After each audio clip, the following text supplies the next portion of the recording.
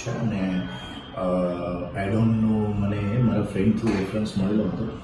Okay, before 4 months. Okay, એટલે જ્યારે hair ટ્રાન્સપ્લાન્ટની appointment મેં લીધેલી ત્યારે ડૉક્ટર હર્ષે સજેશન એવા આપેલા કે થ્રુ આપણે PRPથી ટ્રાય કરીએ એન્ડ જે હેર છે એને થોડું થીક કરવાની ટ્રાય કરીએ. સો એ સજેશનથી મેં 3 or 4 સેશન્સ જેવા PRPના લીધેલા. આફ્ટર ધેટ હેર ટ્રાન્સપ્લાન્ટ માટેની અપોઇન્ટમેન્ટ લીધેલી અને મારી જે એ ટાઈમનું જે હેરની કન્ડિશન હતી એ તમે આમાં જોઈ શકો છો before hair transplant. Okay,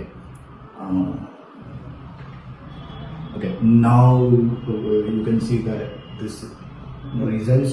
Okay, હું ફૂલ્લી સેટિસ્ફાઈડ છું આ રિઝલ્ટથી.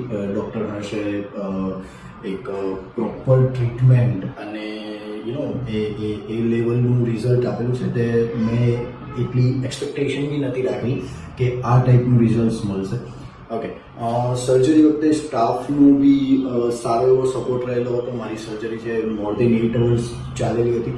Okay, so at that time staff બી બહુ સારી રીતે ટ્રીટમેન્ટ મળેલી હતી.